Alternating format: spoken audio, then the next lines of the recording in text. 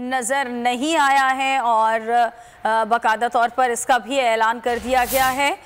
इससे कबल हमने देखा था लाहौर जोनल कमेटी ने ऐलान किया और अब कराची जोनल कमेटी ने ऐलान किया है। मुख्तलिफ शहरों में जो शवाल का चांद देखा जा रहा है, लेकिन कोई शहादत मौसूल नहीं हुई है।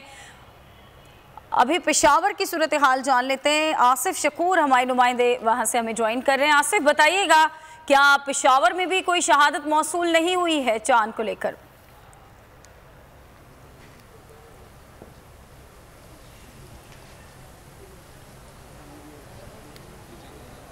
जी आसिफ।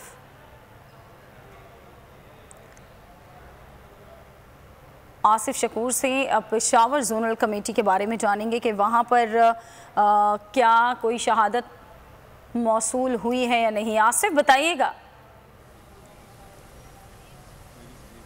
देखिए, जोनल कमेटी का जो इजलास है वो अभी जारी है और मौलाना एहसानुल हक की सदारत में ये इजलास जारी है। ताहाल अभी तक तो चांद की कोई रुयत जो है वो नज़र नहीं आई है।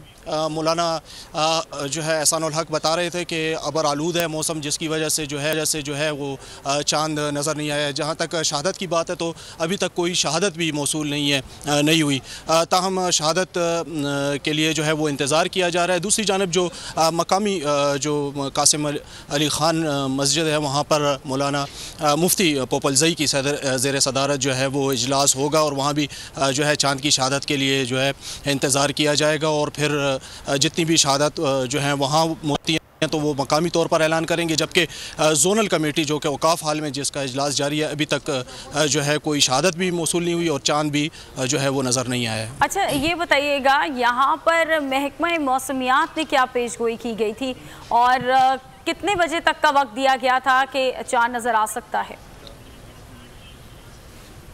देखिए, चांद का जो दौरानिया बताया गया था वो 37 मिनट का बताया गया था और महकमा मौसमियात की जानिब से ये कहा गया था कि जो मौसम जो है वो अबर आलूद रहेगा और जो फ़िज़ा में गर्द भी है, अबर आलूद भी है, बादल भी हैं, जिसकी वजह से चांद जो है वो नज़र आने के जो पॉसिबिलिटीज़ हैं वो काफ़ी कम है। महकमा मौसमियात ने भी कहा जो पेशगोई कर दी थी।